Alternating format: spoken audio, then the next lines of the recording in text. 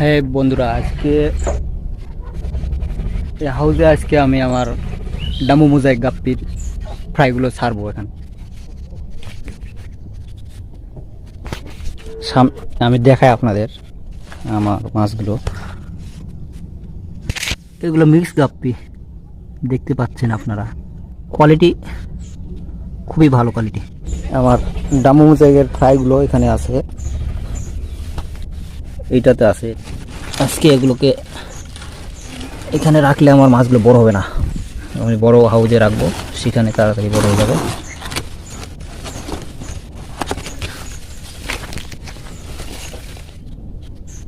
এই ফ্রাইগুলো আপনারা দেখতে পাচ্ছেন, এই যে ছোট ছোট হয়ে আছে।